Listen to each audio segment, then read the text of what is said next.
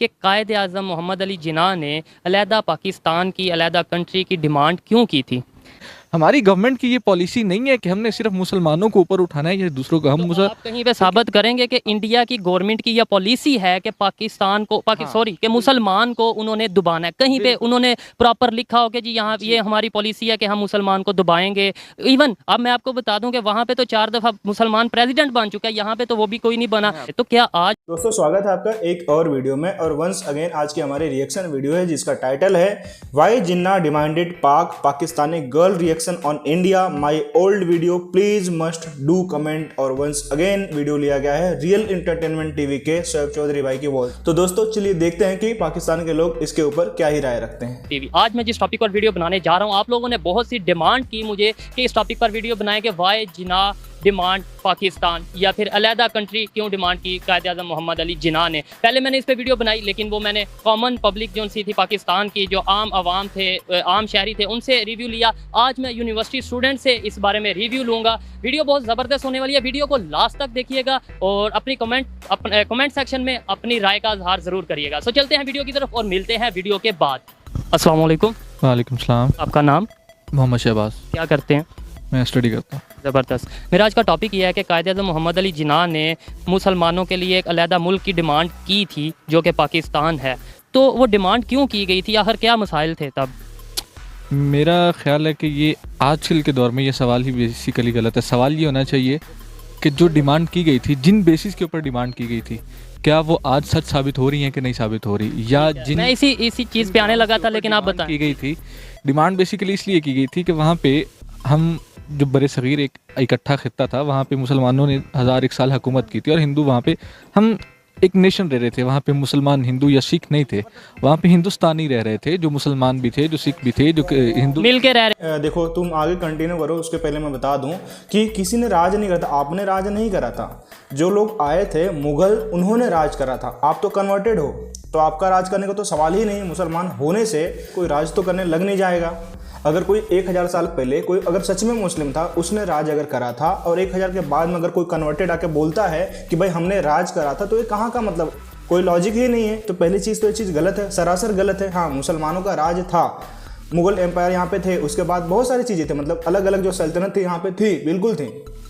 उसके बाद ब्रिटिशर्स आए, तो ये चीज़ कहना ही मतलब गलत है। मुझे बुरा लगा, इसलिए मैंने यहाँ पे मतलब बंद कर दिया और मैंने अपने भी ओपिनियन यहाँ पे दिए कि आपने राज नहीं करा था, जिन्होंने करा था उन्होंने करा था। अब वहाँ पे जब ब्रिटिश राज आया तो एक हिंदू नेशनलिज्म या डिवाइड एंड रूल की उनकी पॉलिसी जिस तरीके से है, उनको डिवाइड किया गया, जो मज़हब की बेस पे नेशनलिज्म बनाया गया कि ये हिंदू है, ये मुसलमान है, ये सिख है। तो किसने किया? ये सबको पता है डिवाइड एंड रूल की पॉलिसी किसकी थी, जिसने मुझे नहीं पता। डिवाइड करें और इनके ऊपर रूल करें। अगर हिंदुस्तानी एक कौम बन के रहते तो शायद अंग्रेज़ इनके ऊपर हुकूमत ही ना करता। तो पहले उनको डिवाइड किया गया कि ये हिंदू है, ये सिख है, ये क्रिश्चियन है, ये मुसलमान है। इनको डिवाइड किया जाएगा तो ही इनके ऊपर हुकूमत की जाएगी। उस नेशनलिज्म को जब उभारा गया तो तब शायद वो चीज़ें, जो हिंदुत्व एक पॉलिसी बन चुकी थी, उसके बाद उनका अभी भी आज भी ये पॉलिसी है कि जो वो हिंदुत्व की है। आज हमने 70 साल कश्मीर का मुकदमा क्यों नहीं लड़ सके, हम आज तक कश्मीर को रोते रहे। वो उन्होंने हमें पूरी दुनिया में ये कह दिया कि जी ये टेररिस्ट एक्सपोर्ट करते हैं। हम ये दुनिया को जाके नहीं ये बता सके कि इनकी RSS की आइडियोलॉजी ये है, ये हिंदुत्व पॉलिसी जो है अपने मुल्क में राज करना चाहते हैं, जो कि सरासर इंसानियत की तौहीन है। कौन सी मतलब इंसानियत की तौहीन है भाई? RSS ने कहाँ पे बम फेंके? RSS ने कहाँ पे सरकलम करने की बातें करी? कहाँ पे करी? मुझे ज़रा एक बार बता दो कि कोई भी ऐसा मतलब इन्वॉल्वमेंट हुआ हो जिसमें RSS का हाथ डायरेक्टली हो और प्रूवन हो, मैं कह रहा हूँ ना, प्रूवन हो मतलब प्रूव किया हुआ हो। सुप्रीम कोर्ट, क्योंकि इंडिया में सुप्रीम कोर्ट ही सबसे सुपीरियर है, सुप्रीम कोर्ट ने प्रूव किया हो कि भाई इसमें RSS का इन्वॉल्वमेंट है, नहीं है ना? तो अपने रिलीजन की बात करने से लोग कोई बुरे तो नहीं हो गए? RSS की अगर आप बात कर रहे हो तो दुनिया को ये बताने में शायद नाकाम रहे हैं कि हम इनकी पॉलिसी, हमने सिर्फ ये कहा कि ये कश्मीर के ऊपर जुल्म कर रहे हैं। दुनिया को इससे कोई सरोकार नहीं है कि आप वो कश्मीर के अंदर क्या कर रहे हैं। वो ये कहते हैं कि ये उनका इंटरनल मामला है। वहाँ यहाँ पे कभी किसी को प्रोटेस्ट करने के ऊपर, इस चीज़ के ऊपर घर नहीं गिराया गया या इस चीज़ के ऊपर बंदा नहीं मारा गया प्रोटेस्ट करने के ऊपर। यहाँ पे क्रिश्चियन भी प्रोटेस्ट कर रहे होते हैं। यहाँ यहुनाबाद में एक पूरी कॉलोनी है। मतलब ये है कि मजहब के नाम, कहा कि इंसानियत है, आप किसी को मजहब के नाम के ऊपर कि ये कहें कि जी ये मुसलमान है, इसको मार देना चाहिए। लुक हु इज टॉकिंग, मतलब स्टूडेंट है यार, मतलब देख के कैसा ना, मतलब सुन के मतलब अच्छा नहीं लग रहा है, क्योंकि पाकिस्तान में अच्छे अच्छे लोग हैं जो चीज़ों को एक्सेप्ट करते हैं। भाई पाकिस्तान में जो माइनॉरिटीज़ है पहले कहाँ थे, आज कहाँ पे आके रुक गए हैं। 24% हिंदू से 1947 में आज 1% 2% के बीच में लटक रहे हैं। शायद अगर अभी आंकड़ा निकाला जाए तो शायद वो भी ना रहेंगे। तो जुल्म कहाँ पे हो रहा है? और भारत में भाई कहाँ पे जुल्म हो रहा है? मतलब रिलीजन को देखकर तो यहाँ पे टारगेट किया ही नहीं जाता है। कहाँ की बात कर रहा है? मतलब एक यूनिवर्सिटी स्टूडेंट से ऐसी उम्मीद तो खैर नहीं थी। मतलब जो एक अनपढ़ गंवार है, प्रोपेगेंडा के बीच में फंसा हुआ है, उससे अगर ऐसा सुना जाए तो ठीक है, जाहिल लोग वो सब बातें करते हैं, बट भाई तू पढ़ा लिखा है, तू ऐसी बातें कैसे कर सकता है? ये सिख है, इसको मार देना चाहिए। जो पाकिस्तान में सिख मारे गए हैं, कुछ दिन पहले पेशावर में 2 सिख मारे गए हैं। आए दिन हम कराची और सिंध के इलाके में सुनते हैं कि फोर्स मैरिज होती है, हिंदुओं की लड़कियों के साथ ज़बरदस्ती होती है। आप इस चीज़ से एग्री करेंगे अगर आपको थोड़ा बहुत नॉलेज हुआ। और इसके अलावा कत्ल भी किए जाते हैं। तो ये मामला तो हर जगह पे होते हैं। इवन हम तो सिखों की, हिंदुओं की बात नहीं करते, हम तो मुसलमानों को भी मारते हैं। तो फिर इधर वो बात किधर आ गई बीच में? There is a lot of difference कि ये चीज़ें हमारी नेशनल पॉलिसी ये नहीं है। आपने फोर्स मैरिजेस की बात की, हमारे यहाँ पूरे नेशनल लेवल पे हमने ये कानून बनाए हुए हैं और हम नेशनल लेवल पे इस चीज़ की पूरी मजम्मत करते हैं। और जितनी हमारी गवर्नमेंट से रोकने की कोशिश होती है हम उसको रोकने की कोशिश करते हैं। हमारी गवर्नमेंट की ये पॉलिसी नहीं है कि हमने सिर्फ मुसलमानों को ऊपर उठाना है या दूसरों को। हम आप कहीं पे साबित करेंगे कि इंडिया की गवर्नमेंट की यह पॉलिसी है कि पाकिस्तान को कि मुसलमान को उन्होंने दबाना है? कहीं पे उन्होंने प्रॉपर लिखा हो कि जी यहाँ ये हमारी पॉलिसी है कि हम मुसलमान को दबाएंगे? इवन अब मैं आपको बता दूं कि वहाँ पे तो 4 दफ़ा मुसलमान प्रेसिडेंट बन चुका है, यहाँ पे तो वो भी कोई नहीं बना। फिर उसके बाद अभी वो उनका जो प्रेसिडेंट रहे थे मुसलमान, मुझे AGP आज़ाद आई थिंक, उनका वो अपने नोट के ऊपर जो करेंसी के ऊपर फोटो लगा रहे हैं। तो इसका क्या मतलब है? देखें, मैंने ये नहीं कहा कि सारी इंडियन जितनी भी गवर्नमेंट आई है उनकी की है। आज की जो गवर्नमेंट है, आपने कहा जी उनके गवर्नमेंट की पॉलिसी, क्या उनकी गवर्नमेंट की पॉलिसी है? आपने मोदी साहब को गुजरात में नहीं देखा, आपने योगी जो वो साहब हैं उनको नहीं देखा, उनकी स्टेटमेंट किस तरीके से आती है। अभी भी जो गुजरात की हुकूमत है उनकी स्टेटमेंट किस तरह से आती है कि हम मुसलमानों को नेस्तो नबूद कर देंगे। क्या हमारे किसी वज़ीर आला या वज़ीर आज़म से इस तरह की स्टेटमेंट आई कि हम हिंदुओं को इस मुल्क से भगाना चाहते हैं? हमने आज तक हमेशा हमारे कायदे आज़म की पॉलिसी क्या थी? आप बात, ये डिबेट कहाँ से, ये डिबेट इधर से स्टार्ट हुई है कि कायदे आज़म ने क्या, हाँ कायदे आज़म ने किस लिए कहा? आज अगर शशि थरूर जो इंडिया का सबसे बड़ा, जिसका इंटेलेक्चुअल समझा जाता है, जो पूरी दुनिया में जाके रुक शशि थरूर पूरे इंडिया का सबसे बड़ा इंटेलेक्चुअल नहीं समझा जाता। बहुत सारे ऐसे लोग हैं जो उससे भी बेहतर हैं, उससे भी ज़्यादा नॉलेज रखते हैं, पहली चीज़। दूसरी चीज़ भाई, तुमने बोला ऐसा कि मोदी योगी का तुमने नाम लिया, मुझे एक स्पीच ऐसा बता दे जिसमें उन्होंने साफ साफ ऐसा कहा है कि मुसलमानों को निस्ते नाबूद कर देंगे। एक स्पीच ऐसी बता दो मोदी की या फिर योगी की, एक भी नहीं मिलेंगे भाई। वो उन चीज़ों को बोलते हैं जो बुरे लोग हैं, जो आतंकवाद फैलाते हैं, जो दहशतगर्दी फैलाते हैं। और कोइंसिडेंस देखो कि मुसलमान ही निकलते हैं। तब तुम एज्यूम कर रहे हो अपने आप से, वो अलग चीज़ है, लेकिन उन्होंने कभी ऐसा किसी भी स्टेज से बोला नहीं बोला है। उल्टा दूसरे लोग हैं जो खुलेआम गालियां देते हैं हिंदू देवी देवताओं को। 25 मिनट 15 मिनट दो, 100 करोड़ 25 करोड़ काटने की बात करते हैं। ऐसा मोदी और योगी ने कभी नहीं कहा। बाकी गुजरात में क्या हुआ? कोई भी ऐसा प्रूवन डॉक्यूमेंट है? सुप्रीम कोर्ट से क्लीन चिट मिली हुई है, बस इतना आप समझ लो। नरेंद्र मोदी की मैं बात कर रहा हूँ। तो आप कैसे कह सकते हो? एज्यूम करने से कुछ थोड़ी हो जाता भाई, सच बदल नहीं जाता। मतलब जो प्रत्यक्ष है उसको प्रमाण की आवश्यकता होती ही नहीं है। दुनिया में जाके इंडियन मुकदमा लड़ रहा है, वो अगर नेशनल कांग्रेस में बैठ के, इंडिया की पार्लियामेंट के अंदर बैठ के ये कहता है कि Jinnah is winning, something wrong is happening in India. ठीक है, जाहिर बात है कि अगर कायदे आज़म की पॉलिसी ये थी, कायदे आज़म ने ये चीज़ जान ली थी कि इस वक्त, मैं एग्री कर चुका हूँ आपकी बात से कि कायदे आज़म ने जो एक सोच थी वो सोच ठीक थी और उस बना पर पाकिस्तान बना। जो वो सोच थी वो पाकिस्तान में पूरी हो रही है। सोच यही थी ना कि मुसलमान खुल के अपनी तरक्की के लिए काम करें, मुसलमान आज़ादी से दुनिया में अपना आप मनवाएं, एक अलहदा रियासत हो जो पूरी दुनिया में मुसलमानों को प्रेजेंट करे। आज जो मुसलमान दुनिया में, पाकिस्तान के मुसलमान दुनिया को प्रेजेंट कर रहे हैं, क्या वो अच्छी प्रेजेंटेशन है उनकी?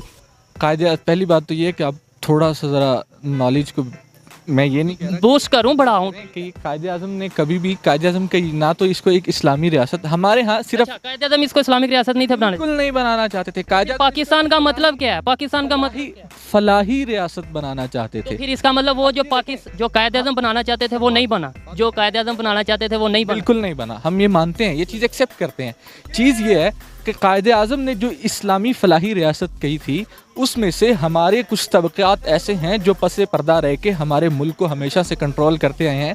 उनमें चाहे आप जर्नैल समझ लें, जज समझ लें, मौलवी समझ लें, इन्होंने उस इस्लामी फलाही रियासत में से फलाहत निकाल दी है, फलाही निकाल दिया है। सिर्फ इसको एक इस्लाम के नाम के ऊपर, जिसका फेस इस्लाम के नाम पे है और कुछ भी नहीं है। हम ये भी चाहते हैं कि अगर इसको एक इस्लामी रियासत भी बनाएं, लेकिन प्रॉपर इस्लामी। इस्लाम वो है जो कुरान में है, जो नबी ने दिया। इस्लाम वो नहीं है जो हमारे इधर मुल्ला बैठ के बता रहे होते हैं। वाइंड अप करते हैं बात को। आप ये बता दें कि क्या नाम लेते हैं, जो जिस बेस पर बनाया गया, जिन वजूहात पर बनाया गया, वो वजूहात पूरी हो रही हैं या नहीं? इन शॉर्ट, हो रही हैं या नहीं? देखें, अभी तक तो नहीं हो रही, लेकिन 70 साल किसी कौम की ज़िंदगी की कोई एज नहीं होती। पता, अभी हम 60-70 साल हमारी एज है, तो इंशाल्लाह आगे चल के बहुत सारी चीज़ें बेहतरी की उम्मीद है। बेहतरी की उम्मीद, वो जो चीज़ें हैं ना, वो किसी ने आके इम्प्लीमेंट नहीं करनी।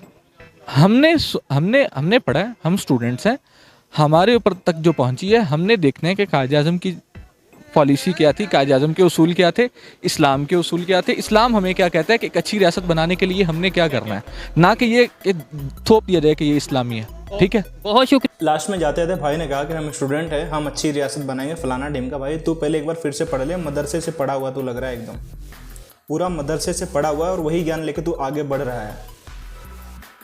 थोड़ा रिसर्च कर ले कि इंडिया में क्या ही हालात है मुसलमानों के और पाकिस्तान में क्या ही हालात है हिंदुओं के और दूसरी माइनॉरिटीज़ के। तेरा दिमाग पूरा खुल जाएगा।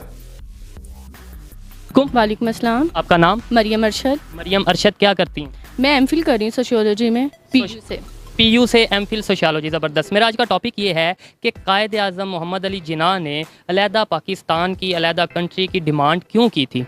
क्योंकि शायद उस वक्त में हमारे लिए यही बेहतर था कि हमारी एक अलग कंट्री हो, जिसमें हम एक अलग मुल्क हो, हम आज़ाद तरीके से रह सकें। तो शायद यही था, और ये उनके लिए नहीं, सिर्फ हम मुसलमानों के लिए नहीं बेहतर था, ये इंडियन लोगों के लिए भी बेहतर था। इसीलिए तो आज वो भी एक अलग मुल्क में रह रहे हैं और हम भी एक अलग मुल्क में रह रहे हैं। तो मुझे लगता है शायद कि हमारे हक़ में बेहतर था, तो इसलिए शायद कायदे आज़म ने हमारे लिए अलग मुल्क का सोचा होगा। ठीक है, हमारे लिए बेहतर था, सोचा था।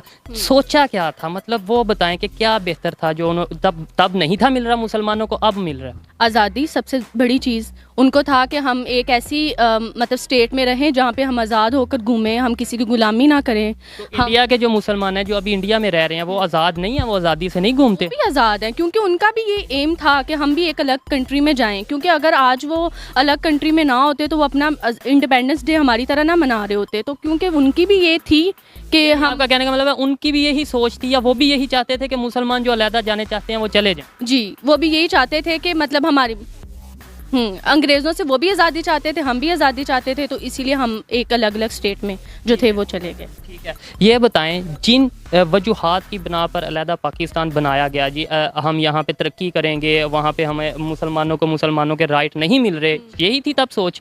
तो नहीं मिल रहे राइट, तो और हम तरक्की नहीं कर पा रहे, तो क्या आज हम तरक्की कर पा रहे हैं अलहदा होके? हम तरक्की कर रहे हैं। अगर हम तरक्की, किस फील्ड में तरक्की कर रहे हैं? हम कर भी रहे हैं और नहीं भी कर रहे हैं, लेकिन हम ये है, देखें जी, कर भी रहे हैं और नहीं भी कर रहे हैं, मुझे ज़रा एक्सप्लेन करें। एक्सप्लेन इस तरह से कि हम किसी की गुलामी में रह के तो तरक्की या ना तरक्की नहीं ना कर रहे, हम अपनी आज़ादी से तरक्की कर रहे हैं। अगर नहीं भी कर रहे तो वो हमारे मुल्क का मसला है, हमारी तरक्की का मसला है, हम किसी के गुलाम तो नहीं है। मतलब ये बात किसी हद तक लॉजिकल है कि भाई नहीं भी कर रहे, अपनी मर्जी से नहीं कर रहे, और वैसे बुरी बात है नहीं कर रहे, करनी चाहिए थी, बिल्कुल करनी चाहिए। तो लास्ट में ये बता दें कि जो इंडिया के मुसलमान हैं इस टाइम पे, वो क्या आज़ाद हैं या नहीं? जो अभी इंडिया में मुसलमान मुसलमान आज़ाद नहीं हैं, उनको देखकर ही तो ये एहसास होता है कि आज हम जैसे भी हैं अपने मुल्क में हैं, अलग हैं, ठीक हैं, किसी के गुलाम नहीं है। वहाँ के हालात देख कर तो पता लग रहा है कि उनके साथ क्या सलूक हो रहा है। आपने कहा इंडिया के मुसलमान आज़ाद नहीं हैं, अब मैं आपको बता दूं कि इंडिया के अंदर मुसलमानों को इस तरीके से आज़ादी है। देखें, ये मेरी पर्सनल ओपिनियन है, देखने वाले इससे डिसएग्री भी कर सकते हैं, कि आप ये बताएं कि इंडिया के अंदर 3 से 4 प्रेसिडेंट, सदर मुसलमान रह चुके हैं। पाकिस्तान में कोई एक भी बता दें जो मिनॉरिटीज़ है, जो हिंदू या क्रिश्चियन या कोई एक जो सदर या प्राइम मिनिस्टर बना हो। आज़ादी की बात कर रहे हैं ना, या राइट्स की बात कर रहे हैं, वहाँ पे तो 4 रह चुके हैं। उन्होंने चाहे दिखाने के लिए, मान लिया दिखाने के लिए, मिसाल सेट करने के लिए वो कर दिया, हमने तो वो भी नहीं किया। ऐसा ही है ना, अब हमें तो सोशल मीडिया जो दिखाता है हमें तो वही देख रहे हैं ना, हम तो वही देख रहे हैं। एमफिल की हुई बंदी सोशल मीडिया से इतना इन्फ्लुएंस हुए जा रही है, सोचो आप पाकिस्तान का हालत क्या होगा। मतलब आने वाला भविष्य वहाँ का कैसा है। ऐसे लोग अगर टीचर बनेंगे, स्कॉलर बनेंगे, किसी कॉलेज या यूनिवर्सिटी में पढ़ाएंगे तो क्या ही ज्ञान देंगे। सोशल मीडिया से इन्फ्लुएंस होके एक एमफिल करने वाली बंदी ऐसा उल जलूल जवाब दे रही है कि भारत में मुसलमान सेफ नहीं है। अरे दीदी बंद करो, हाथ जोड़ के मैं मोदी साहब से गुजारिश करता हूँ, मैं राजनाथ सिंह से गुजारिश करता हूँ। मेरे काफ़ी सारे मित्र हैं जो सीए हैं, डॉक्टर हैं, लॉयर हैं, इंजीनियर हैं और खुली आम जिंदगी मस्त जी रहे हैं। भारत में मुसलमान इतने सेफ हैं कि 15 मिनट में 100 करोड़ हिंदुओं को काटने की धमकी देने के बाद भी खुलेआम एमपी एमएलए बन के संसद में बैठते हैं। उन्हीं हिंदुओं के साथ में बैठ के बिरयानी खाते हैं। बस आप समझ लो कि मुसलमान कितने ही फ्री हैं। हिंदुओं को सरेआम गाली देने के बाद में भी उन्हें एमएलए बनाया जाता है। और क्या चाहिए और कैसी आज़ादी चाहिए भाई। है कि मुसलमानों के साथ जुल्म हो रहा है, उधर के मुसलमान जो है माइनॉरिटीज़ में आ रहे हैं, उनके साथ अच्छा सलूक नहीं किया जा रहा। हम दीदी फिर से पढ़िए, आप फिर से पढ़िए। मुसलमानों की आबादी बढ़ी है, एक परसेंटेज से बढ़ी है। यहाँ पे मैं स्नैपशॉट रख दूंगा, कभी मेरी वीडियो देखना तो ये भी देख लेना। हिंदुओं की आबादी घटी है तो कहाँ से भाई मुसलमानों की आबादी कम हो रही है, कहाँ से उनकी संख्या कम हो रही है। दया आती है मुझे, मतलब ऐसे मूर्खों पे दया आती है कि जो एमफिल कर रहे हैं लेकिन दिमाग में एकदम भूसा भरा हुआ है। तो फिर उस तरह से सोचेंगे ना कि उनके साथ वैसा हो रहा है। बिल्कुल ये बात ठीक कर रही है कि जो दिखाया जाएगा इसमें पाकिस्तानियों का कोई कसूर नहीं। अगर तो हो रहा है वहाँ पे बिल्कुल गलत बात है। अगर हो रहा है कसूर हो रहा है शोएब भाई, कुछ नहीं हो रहा है। पहली चीज़। दूसरी चीज़ कि अगर मैं पढ़ा लिखा हूँ, मुझे अगर कोई चीज़ कहे तो मैं उसके ऊपर रिसर्च करूँगा। आजकल सब कुछ अवेलेबल है, इवन गूगल भी अवेलेबल है। आप रिसर्च करोगे तो वहाँ पे भी ऐसे ऐसे थिंक टैंक मिल जाएंगे जिन्होंने अनबायास तरीके से रिपोर्टें रखी हुई हैं वहाँ पे। तो इसको तो मतलब समझ के चलना पड़ेगा ना, थोड़ी तो समझदारी दिखानी पड़ेगी। फिर पढ़े लिखों में और अनपढ़ गंवार जाहिलों में क्या ही फ़र्क रह जाएगा। लेकिन अगर नहीं हो रहा, सोशल मीडिया दिखा रहा है या मीडिया दिखा रहा है, तो इसमें हम पाकिस्तानियों का कोई कसूर नहीं। हम जो देखेंगे, हम अब वहाँ गए तो नहीं, जो देखेंगे वही बताएंगे। बहुत शुक्रिया, अच्छा लगा आपसे बात करके, बहुत अच्छी बातें की आपने। Thank you. सलाम। आपका नाम? हाफिज़ कासिम। हाफिज़ कासिम, क्या करते हैं? मैं एमफिल का स्टूडेंट हूँ, जेंडर स्टडीज़ में एमफिल कर रहा हूँ। ठीक है, ज़बरदस्त। मेरा आज का क्वेश्चन ये है कि कायद आज़म मोहम्मद अली जिन्ना ने सेपरेट पाकिस्तान की डिमांड क्यों की थी?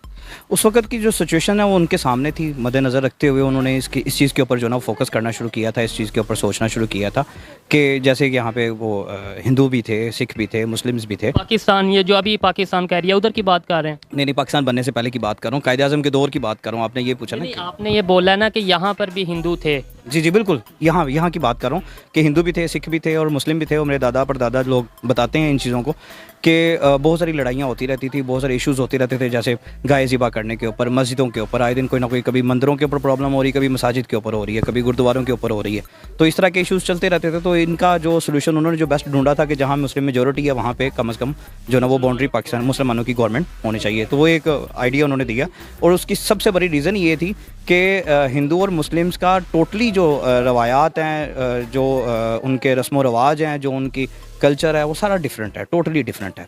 बेशक कुछ चीज़ें कॉमन है, जैसे मतलब शादी ब्याह के कुछ रसूमात हैं या खुशियों के कुछ मामलात हैं, वो कॉमन हो सकते हैं। लेकिन एक्चुअल जो मेजर था, वो बेस जो है वो मज़हब है कि उनका मज़हब टोटली जो है ना वो क्यास पे डिपेंड करता है, लॉजिक्स पे नहीं है। जो मुस्लिम्स का रिलीजन है ये टोटली लॉजिक्स पे है। चलें, अगर आपने ये बात किया क्यास पे डिपेंड करता है, तो मैं एक जस्ट आपने क्वेश्चन किया या एक बात किया, उसको मैं डिफेंड कर रहा हूँ इस तरीके से। जो उनका पॉइंट ऑफ व्यू है वो ये होता है कि वो कहते हैं कि भाई जो हमारा मज़हब है वो प्रॉपर लॉजिक पे है, दूसरे मज़हब, जब हम मज़हब की बात करते हैं वो तो ज़ाहिर बात है फिर ऐसे मिसअंडरस्टैंडिंग्स होती हैं। अब मैं आपसे ये पूछना चाह रहा हूँ, बन गया अलहदा पाकिस्तान, क्या पाकिस्तान बनना अब जो इस सिचुएशन में है, इस जो मौजूदा सिचुएशन है, इसलिए पाकिस्तान बनाया गया था? इन मसाइल को अगर देखा जाए ना तो ये मसाइल हर कंट्री में पाए जाते हैं। बांग्लादेश में भी पाए जाते हैं, पाकिस्तान में भी पाए जाते हैं, इंडिया में भी पाए जाते हैं। तो ये लॉजिक था ना उनका, जी हम यहाँ पे इसलिए तरक्की नहीं कर पा रहे, हमारे पे हिंदू जुल्म करते हैं, या हिंदू या आपस में लड़ाई होती है। ये भी नहीं कि हिंदू जुल्म करते हैं, कभी मुसलमान की हिंदू से, कभी हिंदू की मुसलमान से लड़ाई हो जाती है, तो हम लोग अलहदा सेपरेट हो जाते हैं, वो अपना तरक्की करें, हम अपनी तरक्की करें। तो जब अभी अगर आप इस चीज़ को भी एक्सेप्ट करेंगे कि इंडिया तरक्की कर रहा है या नहीं? इंडिया के भी अगर उनकी डेवलपमेंट के सेक्टर को देखें तो जितना बड़ा उसका एरिया है, जिस लिहाज से उसका उस लिहाज से डेवलपमेंट नहीं है, वो कुछ पार्ट्स में है। पाकिस्तान के ऊपर जिस तरह के मसाइल हैं, जिस तरह की बैरूनी नज़रें हैं, उस लिहाज से डेवलपमेंट कम है। इसी तरह इंडिया में भी उस लेवल की डेवलपमेंट अभी तक नहीं है जिस लेवल की होनी चाहिए थी। उसमें भी वहाँ पे भी अभी गुर्बत बहुत। लेकिन एज़ कम्पेयर टू पाकिस्तान बात की जाए, गुर्बत की आप बात करें, गुर्बत इंडिया आप जाके सर्च करिएगा, सिर्फ 7% अभी वहाँ पे गुर्बत रह चुकी है। यहाँ पे 29 to 30% गुर्बत है, और ये मैं नहीं, ये पर इमरान खान साहब की स्टेटमेंट है। लेकिन ये अब मसाइल की बात करते हैं या डेवलपमेंट की बात करते हैं, आप ये कह रहे हैं किसी हद तक इंडिया डेवलप हो चुका है? किसी हद तक से मैं जो कह रहा हूँ कि कुछ सेक्टर्स, ठीक है, कुछ सेक्टर्स को हो चुके हैं। और दूसरी बात ये जो आप कह रहे हैं ना कि जी इमरान खान साहब कह रहे हैं या फ़लाँ कह रहे हैं, रिसर्चेस जो होती हैं, मैं रिसर्च में बहुत ज़्यादा काम कर चुका हूँ अब तक। रिसर्चेस जो होती है वो मुझे पता है कि किस तरीके से होती हैं। मतलब ये कि प्रॉपर एक टास्क दिया जाता है, स्पेसिफिक एरियाज दिए जाते हैं, वहाँ से डाटा कलेक्ट किया जाता है, रिपोर्ट। IMF की रिपोर्ट को भी नहीं मानते, क्योंकि ये IMF की रिपोर्ट है कि इंडिया में एक्सट्रीम लेवल पॉवर्टी 1% रह गई, एक्सट्रीम लेवल पॉवर्टी जो सी है। जी, IMF अपनी जो है ना वो मफादात के लिहाज से तो रिपोर्ट दे सकता है, ठीक है, लेकिन IMF मैं ये समझता हूँ कि IMF रिपोर्ट तैयार करने के लिए, डाटा कलेक्शन के लिए लोग कौन से भेजता है? इंडिया से पकड़ के ही भेजता है ना। तो उनको जो आप टास्क देंगे वो उसी टास्क के मुताबिक जो ना डाटा कलेक्शन करेंगे, तो फिर वो कुछ भी रिपोर्ट हो सकती है। कायदे आज़म ने, अरे भाई मतलब क्या मैं बोलूँ आपको यार, मतलब क्या बोलूँ, कैसे कैसे लोग यार एम फील करते हैं, मतलब कौन है ये लोग, कहाँ से आते हैं? मतलब सच में भाई आपका बेड़ा गर्क होने वाला है। मतलब अरे भाई अगर कोई भी ग्लोबल बॉडी है या कोई भी ऐसा ग्लोबल ऑर्गेनाइजेशन है तो वो अपने तरीके से रिपोर्ट पेश करता है और उस पर यकीन किया जाता है। मतलब कुछ बायस्ड होते हैं, नो डाउट, लेकिन IMF, वर्ल्ड बैंक या जितने भी ऐसे इंटरनेशनल संगठन हैं जो पूरे तरीके से शिद्दत के साथ में एक ट्रांसपेरेंट तरीके से काम करते हैं, उनकी रिपोर्ट पे आप यकीन क्यों नहीं करते हैं? बायस्ड होते हैं, भारत के खिलाफ भी बायस्ड होते हैं। पीस में या फिर जिस तरीके से सेफ्टी में बहुत सारी चीज़ें हमारे अगेंस्ट जाती हैं। मतलब ग्राउंड रियलिटी कुछ और होती है, वहाँ पे कुछ और आती है। हम एक्सेप्ट करते हैं भाई, चलो ठीक है, उन्होंने लिखा है तो सही होगा, फ्रस्ट्रेशन खैर मन में रहती है, लेकिन आप एक्सेप्ट क्यों नहीं कर पा रहे हो कि भारत डेवलप कर रहा है? हर एक सेक्टर में थोड़ा मोड़ा धीरे धीरे इस तरीके से आगे बढ़ रहा है, और नहीं भी बढ़ रहा है तो आपसे काफ़ी बेहतर है भाई। कायदे आज़म ने जिस मकसद के लिए, जिस सोच के साथ, जिस जहनीत के साथ पाकिस्तान की डिमांड की और पाकिस्तान बना, क्या वो मकसद, वो सोच, वो इरादा वो पूरा हो रहा है आज? फुल फ्लैज की बात करें तो फुल फ्लैज तो कोई भी मज़हब भी पूरा नहीं कर रहा, ठीक है। कायदे आज़म की बातें तो दूर की बात है ना, किसी भी लीडर की फुल फ्लैज बातें नहीं पूरा होती थी, ना उसका पूरा ख्वाब जो है ना वो चलता होता है। कुछ हद तक या कुछ परसेंटेज 50% 60% चल रहा है। सबसे बड़ी आज़ादी ये है, सबसे बड़ी आज़ादी ये है कि मुस्लिम यहाँ पे आज़ादी के साथ है।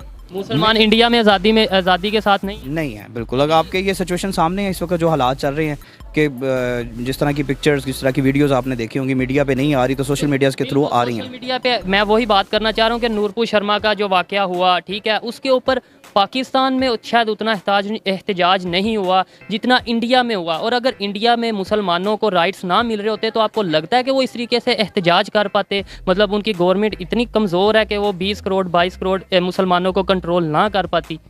मेजर बात ये है कि आप जिस जगह पे पैदा हुए होते हैं ना, अभी इंडियन मुस्लिम्स जो हैं वो कभी भी इंडिया को हेट नहीं करेंगे, ये बात मेजर है। जहाँ पे भी कोई पैदा होता है, जिस कंट्री में होता है, जिस शहर में होता है, उसको अपने कंट्री से अपने शहर से लगाव होता है। और दूसरी बात ये है कि उन ग्रूमिंग इस तरह की हुई होती है। पाकिस्तान में जो पैदा होता है उसकी ग्रूमिंग में बार बार ये चीज़ पाकिस्तान जिंदाबाद ये शामिल किया जाता है। इसी तरह इंडिया में जो पैदा, ये अच्छी बात भी है, अपने मुल्क के साथ प्यार करना बहुत अच्छी बात है, लेकिन रियलिटी को एक्सेप्ट करना उससे भी अच्छी बात है। रियलिटी को एक्सेप्ट करना उससे भी अच्छी बात है, लेकिन जब आप बाइस्ड हो जाते हैं कि मैं पाकिस्तानी हूँ, मैं इंडियन हूँ, मैं चाइनीज़ हूँ, तो फिर आप नहीं एक्सेप्ट कर पाते। इंडिया में ऐसा क्या है बताओ? सोहेब भाई, आपने नूपुर शर्मा का जिक्र करा, आप मुझे बताओ, आप तो समझदार हो, अगर मेरी वीडियो आप देखोगे तो आप मुझे बताओ कि नूपुर शर्मा ने ऐसा गलत कहा क्या था? कोई अगर पोक करेगा, सामने से पोक करेगा, उसका तो, जिसने पोक किया उसका तो नाम आया ही नहीं। जिसने एक्शन के ऊपर रिएक्शन दिया उसके ऊपर इतना हो हल्ला मच गया। जो भी आप में से समझदार है भाई, अगर इस पर गलत कुछ है तो प्लीज़ कमेंट बॉक्स में बताना।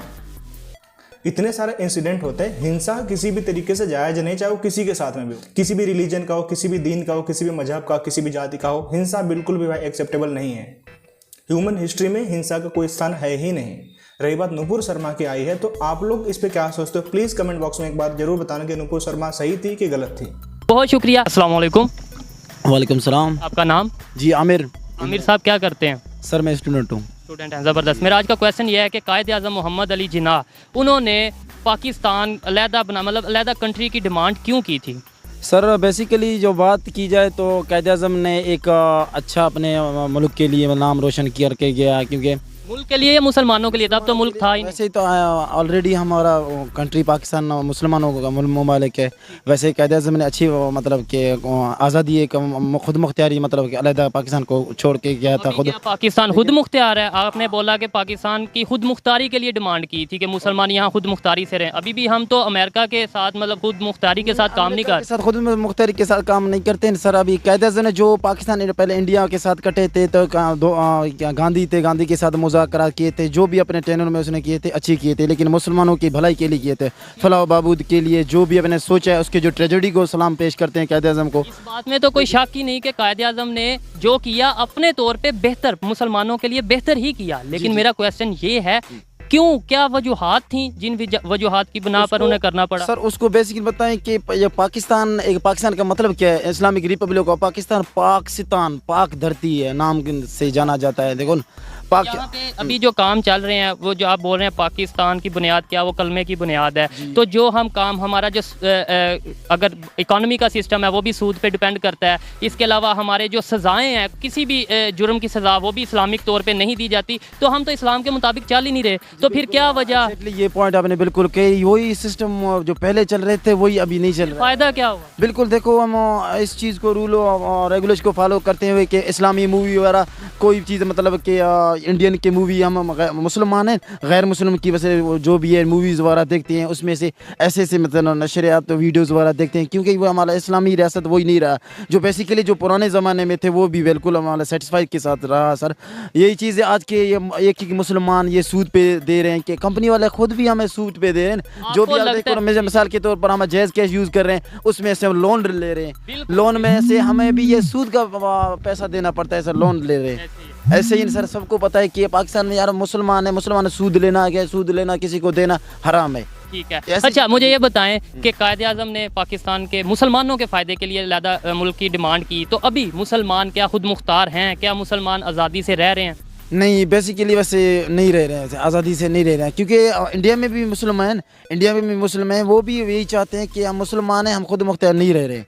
क्योंकि बजाय ये कि हमारे अवेयरनेस आ गई है कि हम ऐसे मतलब कि इंतशार फैले हुए आपस में गैर मुस्लिम के तरीके से जो मूवी वगैरह देखते हैं मिल के रह रहे हैं, वो मिल के रह रहे हैं। बिल्कुल, बहुत शुक्रिया। तो दोस्तों देखा आपने कि मतलब पाकिस्तान के लोग पार्टीशन के बारे में क्या सोचते हैं। पूरी वीडियो देखने के बाद में आपका पर्सनल ओपिनियन क्या है, आपकी व्यक्तिगत राय क्या है, प्लीज़ कमेंट बॉक्स में जरूर बताना। बाकी भाई वीडियो को लाइक भी कर देना, प्यारा सा एक कमेंट भी कर देना। अगर आपने अभी तक चैनल को सब्सक्राइब नहीं किया होगा तो प्लीज़ कर देना, बेल आइकन प्रेस कर देना।